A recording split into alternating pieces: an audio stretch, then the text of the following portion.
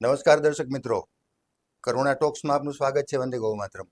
દોસ્તો, 5મી જૂન એટલે વિશ્વ પર્યાવરણ દિવસ. આખું વિશ્વ આ દિવસ હવે ઉજવે છે, કારણ કે ઉજવવાની જરૂર પડી ગઈ છે, અનિવાર્યતા થઈ ગઈ છે. આપણે પર્યાવરણને એટલું બધું બગાડી નાખ્યું છે, પ્રદૂષણ એટલું બધું વધાર્યું, હવાનું, પાણીનું, જમીનનું, અવાજનું, કે હવે આપણે કોઈ પણ સંજોગોમાં પર્યાવરણ સુધારવું પડશે. પણ આપણે સામાન્ય રીતે એવું માનીએ છીએ કે પર્યાવરણ એટલે શું, વૃક્ષો વાવી દઈએ બસ પર્યાવરણનું કામ થઈ ગયું. પણ એવું નથી. તમામ પ્રકારનું પ્રદૂષણ હટાવી અને પર્યાવરણને સુધારવું એ પ્રાથમિક ફરજ છે.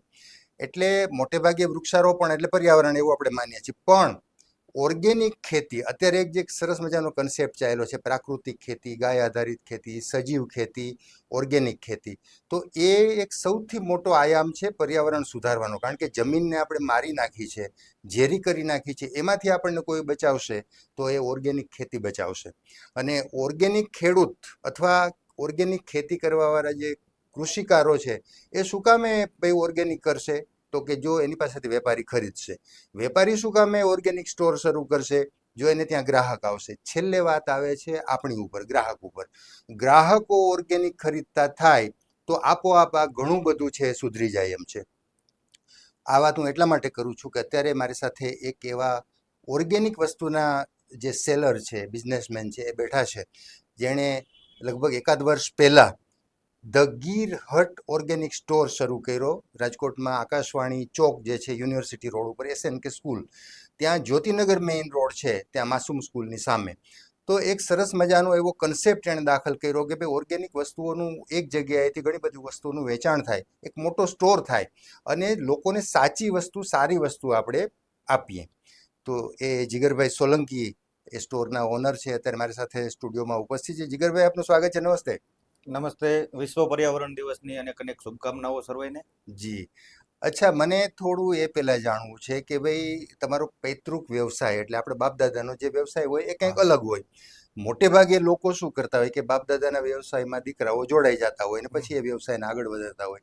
તમારો પૈતૃક વ્યવસાય ખરેખર આ જ હતો, કારણ કે આ તો નવો કન્સેપ્ટ છે ઓર્ગેનિકનો, કે પછી તમે કંઈક જુદું કર્યું છે? જુદું કર્યું છે તો કયા વિચારે, શું કામ એવું કર્યું કે ભાઈ આવું કંઈક આપણે કરીએ, ઓર્ગેનિક બાજુ વળીએ? હા, બરાબર. અમારો પૈતૃક વ્યવસાય તો અમે દરજી છીએ. અમારો અચ્છા. પૈતૃક વ્યવસાય કપડાં સીવવાનો. ઓકે. પણ એનાથી અલગ અમે થોડુંક કર્યું છે. એનું કારણ છે કે આજથી 7 વર્ષ પહેલા અમે ઓર્ગેનિક કેસર કેરી પહેલા વેચતા. અચ્છા. હા હા. એટલે કેસર કેરીમાં ઓર્ગેનિકનો જે સ્વાદ આવ્યો, જેનાથી જે નુકસાન થતું હતું એ નુકસાન ન થયું, કાર્બાઇડથી પકવેલી નાનો તફાવત માણસોએ સમજ્યા. એટલે એના આધારે અમને રિસ્પોન્સ બહુ સારો મળ્યો. અચ્છા. એટલે અમને એવો એક વિચાર આવ્યો કે બધી વસ્તુ જો પ્રાકૃતિક ખેતીથી થયેલી ખોરાકમાં લેવાતી થાય તો એનાથી સારું કાંઈ હોઈ ન શકે. એટલે અમે ધીમે ધીમે ધીમે કરતા બધી વસ્તુઓ પ્રાકૃતિક ખેતીથી બનતી હોય એવી અમે સમાજમાં પ્રોવાઈડ કરવા માંડ્યા. ઓકે. એટલે પછી અમારે ગીર હટનું શરૂઆત થયું. પેલું એક અમે વડોદરાથી સ્ટાર્ટ કર્યું, ત્યાં 7 વર્ષથી ચાલુ છે. અચ્છા. 11 વર્ષથી અમે રાજકોટમાં સ્ટાર્ટ કર્યું છે. ખૂબ સરસ. જીગરભાઈ, મોટે ભાગે જ્યારે શિક્ષિત વ્યક્તિ આવા વ્યવસાયમાં આવે એટલે લોકો બહુ આશ્ચર્ય અનુભવતા હોય છે કે ભાઈ મને જ્યાં સુધી ખ્યાલ છે તમે 2 વિષયમાં પોસ્ટ ગ્રેજ્યુએશન કર્યું છે, MSW અને માસ્ટર ઓફ જર્નાલિઝમ. તો શિક્ષિત વ્યક્તિ ઓર્ગેનિક બાજુ વળે, કારણ કે લોકો એમ જ માનતા હોય કે ભાઈ ઓર્ગેનિક તો પછી અભણ લોકો, ઓછું ભણેલા લોકો એ બાજુ વળે. પણ શિક્ષિત વ્યક્તિ જ્યારે કોઈ વ્યવસાયમાં વળે છે, અને ખાસ કરીને આ પ્રકારના વ્યવસાય, ત્યારે એની પાછળ એક મોટી લાઈન આવે છે, અથવા લોકો વિશ્વાસ કરતા થઈ જાય છે કે ભાઈ આમણે કર્યું છે તો સમજીને કર્યું છે, એને અંધળું ક્યાં નહીં કર્યા હોય. તો તમને કોઈ એવો અનુભવ થયો છે, અથવા મિત્રોએ અથવા તમારા શિક્ષણ જગતના મિત્રો એણે કીધું કે ભાઈ તમે તો એક બહુ મોટું એમ કે આશ્ચર્ય સર્જી દીધું, આવા કોઈ સુખદ આશ્ચર્યના અનુભવ થયા છે? હા, એવા ઘણા અનુભવ થયા છે. એક જર્નાલિઝમનું ફિલ્ડ મૂકીને તમે આ ઓર્ગેનિક ખેતીવાડી વસ્તુઓ કેમ વેચવા માંડ્યા, એવો ઘણા મિત્રો કહેતા હોય. પણ એનું એક કારણ છે કે એક સમાજ પ્રત્યે મારી પણ લાગણી હોય છે. સમાજ, આપણે એક ફેક્ટ વસ્તુ એ છે કે પ્રકૃતિથી તાલમેલ છોડતા થયા છીએ, જંક ફૂડ તરફ વધારે વળી ગયા છીએ. જે બીપી, ડાયાબિટીસ, કબજિયાત, હૃદયરોગ જેવા રોગોનો જે વધારો થાય છે એનું મુખ્ય કારણ છે ખોરાક. બરાબર છે. રોજિંદા જીવનમાં આપણે જે ખોરાક ઉપયોગમાં લઈએ છીએ તેના કારણે બધા રોગોનું મૂળ ખોરાક હોય છે. જો સારો ખોરાક લઈએ તો સ્વસ્થ રહી શકીએ છીએ. તો લોકોને સારી વસ્તુ મળે, સાચી વસ્તુ મળે, તે માટે અમે આ એક પ્રોજેક્ટ અમારો કયો તો પણ ચાલે. એવી રીતના અમે સારી વસ્તુ જે કુદરત તરફથી આપણને મળે છે તે જ લોકો સુધી પહોંચાડવાનો અમારો પ્રયત્ન છે. જી અચ્છા, આપણો જે સ્ટોર છે the Gir Hut organic store, ત્યાં આપણે કઈ કઈ વસ્તુઓનું વેચાણ કરીએ છીએ? જે બધી જ વસ્તુ એક તો ઓર્ગેનિક હશે, હા, ફૂલ ગેરંટેડ હશે, એમાં તો કોઈ પ્રશ્ન જ નથી. 100%. પણ ત્યાં કોઈ એક ગ્રાહક આવે, હું ગ્રાહક તરીકે આવું છું ત્યાં, તો મને ત્યાંથી શું મળશે? જો આપણે ગીર ગાયનું વલોણા પદ્ધતિથી તૈયાર થયેલું ઘી રાખીએ છીએ, વાહ. દેશી ગોળ, ખાંડસરી, હમ. પછી ગોળમાંથી બનેલી અન્ય પ્રોડક્ટ હોય, હમ. જેમ કે ગોળ ક્યુબ્સ હોય છે, ગોળના પાવડર છે. જી. પછી અત્યારે કેરીની સિઝન છે તો ઓર્ગેનિક કેસર કેરી પણ અમે લઈ આવીએ છીએ. હમ. એવી રીતના ભારતમાં જૈવિક ખેતી કરતા હોય, જે ગૌ આધારિત ખેતી કરતા હોય, એવા તમામ ખેડૂતોનું અમારું ગ્રુપ છે. એ અચ્છા. બધા ખેડૂતોને સાથે રાખી નવી નવી પ્રોડક્ટ જે હોય તે હમ. અમે લઈ આવીએ છીએ. ખૂબ સરસ. અચ્છા, મોટે ભાગે લોકોને એ પણ જાણવું હોય છે કે ભાઈ આ બધી વસ્તુ ક્યાંથી આવે છે? બધી સૌરાષ્ટ્ર બેઝ છે, ગુજરાત બેઝ છે, અથવા તો દેશના જુદા જુદા ભાગોમાંથી? તમે કીધું કે અમારું આખું એક નેશનલ લેવલનું એક ખેડૂત મંડળ છે ઓર્ગેનિક વાળું, હા, તો તમારે ત્યાં જે વસ્તુ આવે છે એ તમે ક્યાંથી આયાત કરો છો, ક્યાંથી ખરીદો છો? એ અમારું જે ભારતમાં જૈવિક ખેતી કરતા હોય એ હમ. બધા ખેડૂતોનું અલગ અલગ ગ્રુપ છે. જેમ કે ચા જે છે હમ. એમાં કોઈ પ્રિઝર્વેટિવ્સ અમે એડ કરતા ન હોય, હમ. એટલે સિલિગુરી જે છે, સિલિગુરી વેસ્ટ બેંગોલ, હા. ત્યાંથી અમારી ચાના વેન્ડર છે.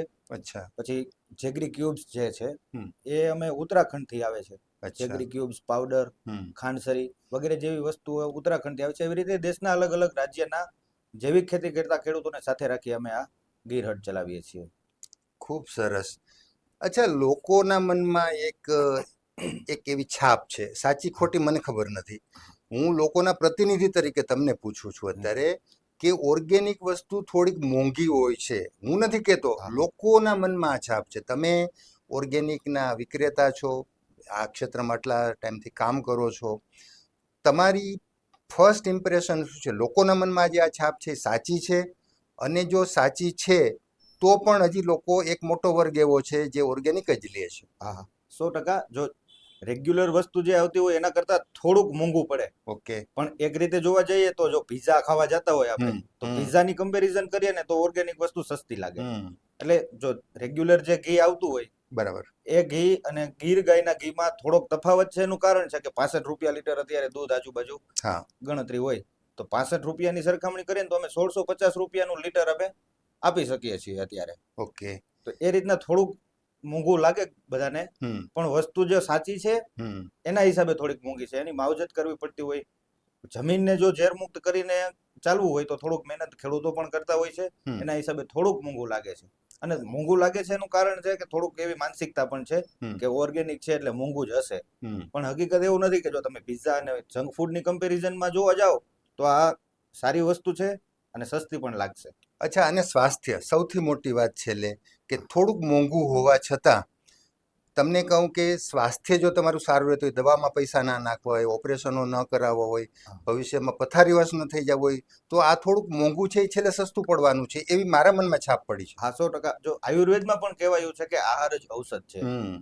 તો સારો આહાર લેશું તો સ્વસ્થ રહેશું, એટલે દવાનો ખર્ચો એની મેળે નીકળે. સરવાળો કરશું ને તો સસ્તું તો આ જ ગણાશે. બરાબર છે. ખૂબ સરસ.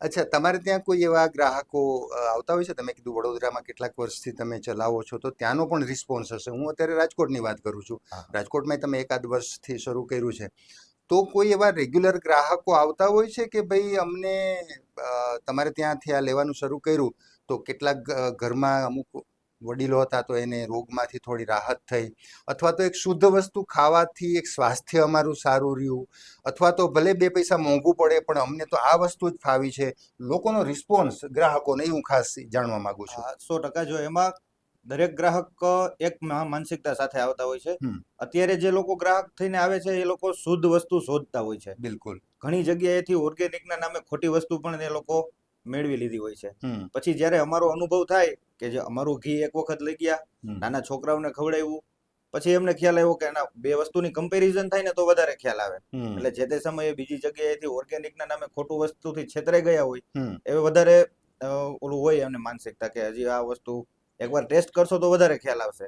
એના હિસાબે ઘણા ગ્રાહકો એવું પૂછતા હોય છે. એટલે આપણે લેબ ટેસ્ટેડ વસ્તુ હોય છે. અમે બધા ગ્રાહકોને છૂટ પણ આપીએ છીએ કે તમે પણ લેબ ટેસ્ટ કરાવી શકો છો. વાહ. એટલે એક વસ્તુ જે ઓર્ગેનિકના નામે ખોટું ચાલે છે હમ. તેના માટે એક બધાને એક સંદેશ પણ આપવા માંગુ છું કે પરખ આપણે 100% કરવી જોઈએ. કોઈ બિલકુલ. પણ વસ્તુ ખરીદતા પહેલા આપણે 100% પારખી લેવું જોઈએ કે આ હકીકતમાં ઓર્ગેનિક છે કે ખાલી ઓર્ગેનિક કે જ છે. વાહ. અચ્છા, પ્રોત્સાહનની આપણે વાત કરીએ સરકાર પક્ષથી, ખાસ કરીને આપણા રાજ્યપાલ છે આચાર્ય દેવવ્રતજી. એ બહુ પોતે આ વિષયમાં ઊંડા ઉતરેલા છે, એમણે ઓર્ગેનિક ખેતી કરેલી પણ છે અને બહુ જ આગ્રહ રાખે છે, બહુ સેમિનારો કરે છે, તમારા જેવા લોકોને બોલાવીને એમની સાથે સંવાદ કરે છે. તો તમારા સુધી પણ આ બધી વાતો પહોંચે છે. તો એક વર્ગ આપણે ત્યાં હવે મોટો થતો જાય છે, વધતો જાય છે ઓર્ગેનિક ખેતી કરવાવાળાનો, તમારા જેવા સેલર એટલે કે વિક્રેતાઓનો અને અમારા જેવા ગ્રાહકોનો. એવું તમને લાગે છે? તમે આ 7-1 વર્ષનો આમ સ્પાન કીધો છે જે, તો તમને એવું લાગ્યું છે કે આજથી 7-8-10 વર્ષ પહેલા જે પરિસ્થિતિ હતી આજે જુદી છે? 100% અત્યારે પરિસ્થિતિ એવી છે કે વધીને 2-3 વર્ષ પછી હમ. પ્રકૃતિ તરફ પાછા વળવું જ પડશે. બિલકુલ સાચી વાત. જો વધતો જતો રોગચાળો આમ નામ ચાલશે તો હમ. એનું એક મેઇન સચોટ નિદાન એ જ છે કે તમે પ્રકૃતિ તરફ પાછા વળો, પ્રાકૃતિક ખેતી અપનાવો. હમ. એટલા માટે જ સરકાર પણ પ્રોત્સાહન આપે છે. બધાને હવે ધીમે ધીમે ખબર પડતી જાય છે કે બધા રોગોથી બચવા માટે સારો આહાર લેવો ફરજિયાત બનશે. જી. અચ્છા, ખેડૂતોના મનમાં હજી પણ એવી એક નાની મોટી શંકા રહેતી હોય છે કે ભાઈ ઓર્ગેનિકમાં અમને જાજુ ઉત્પાદન નથી મળતું, અથવા વેચાણ ઓછું થાય છે, કોઈ લેવાલ નથી, અથવા ગ્રાહકો થોડુંક મોઢું ફેરવી જાય છે. તમે જે ખેડૂતો સાથે સંકળાયેલા છો તો એનો ભાવ શું હોય છે? એનું મતલબ એની સંવેદના કેવી હોય છે? હા, એટલે એમને એવું હોય કે વધુ ઉત્પાદન લેવું. હમ. દર વખતે જે વચેટિયામાં નીકળી જાય. એક મેઇન ફાયદો એ છે વાહ. કે ખેડૂતથી સીધું સ્ટોર ઉપર આવી જાય હમ. અને સ્ટોર ઉપરથી સીધું નેચર જે ગ્રાહક. આપે એ સીધું ગ્રાહક સુધી પહોંચી જાય. વાહ. એટલે ખેડૂતોના મનમાં એવું હોય છે કે અમે વધુ ને વધુ ઉત્પાદન લઈએ. હમ. અને અત્યારની પરિસ્થિતિ પ્રમાણે અમારા જેટલા ખેડૂતો છે હમ. એમની તો સાયકલ થઈ ગઈ છે, પણ અચ્છા. ધીમે ધીમે બધા ખેડૂતોને એવી રીતની ઓર્ગેનિક ખેતી તરફ વળે એવી મારી પણ એક આશા છે. હમ. વાહ, ખૂબ સરસ. અચ્છા જીગરભાઈ, તમે બહુ મોટું કામ કરો છો અને એ બાને સ્વાર્થ તો આપણે કોઈ પણ વ્યવસાય કરીએ તો હા. આપણો 2 પૈસા મળેનો સ્વાર્થ ચોક્કસપણે બધાને હોય છે, પણ સ્વાર્થની સાથે પરમાર્થનું કામ થતું હોય તો મારી દ્રષ્ટિએ બહુ મોટી જનસેવા અને પ્રકૃતિની સેવા ગણાય, જે તમારા જેવા લોકો ખેડૂતો, ગ્રાહકો કોઈને કોઈ રીતે આ સેવા કરી રહ્યા છે. તમે અમારા સ્ટુડિયોમાં આવ્યા વ્યસ્તતા વચ્ચે પણ અને સરસ મજાની વાતો કરી. આજે વિશ્વ પર્યાવરણ દિવસ છે ત્યારે સવારના પોરમાં લોકોને આવી વાતો સાંભળવા મળી. તમારો આભાર વ્યક્ત કરું છું. અમારા દર્શકોને એક સરસ મજાનો સંદેશો આપી દો. હા, બધાને એક વસ્તુ કહેવી કે પ્રકૃતિ તરફ આપણે પાછા વળીએ, વધુ ને વધુ પ્રાકૃતિક ખેતી તરફ વળીએ, સારી વસ્તુ ખાઈએ અને સ્વસ્થ રહીએ. આભાર. વાહ. તો મિત્રો, આપણે જીગર સોલંકી પાસેથી સરસ મજાની વાતો સાંભળી પ્રાકૃતિક ખેતીની. ખાસ કરીને એ વિક્રેતા છે એટલે એમને ત્યાં કઈ કઈ વસ્તુ મળે છે અને શું કામે આ વસ્તુ ખાવી જોઈએ. આપણા રાજ્યપાલ અને સરકાર પક્ષેથી પણ ઓર્ગેનિક ખેતીને મહત્વ મળ્યું જ છે. તો ખેડૂતો વધુમાં વધુ પ્રાકૃતિક ખેતી બાજુ વળે, ગ્રાહકો વધુમાં વધુ ડિમાન્ડ કરે તો વિક્રેતાઓ વધશે અને આપોઆપ આખી એક સાયકલ એવી આપોઆપ બંધાઈ જશે, જેને કારણે એકાએક આખું જેને કહેવાય કે જે આપણે જમીનને ઝેરી કરી નાખી છે એ ઓરિજિનલ ફળદ્રુપ પાછા કરી શકશું અને સૌ સ્વસ્થ રહેશું. ફરી પાછા કોઈ નવા વિષય સાથે, નવા વિષયના તજજ્ઞ સાથે મુલાકાત કરશું. ત્યાં સુધી રજા આપશો. નમસ્કાર.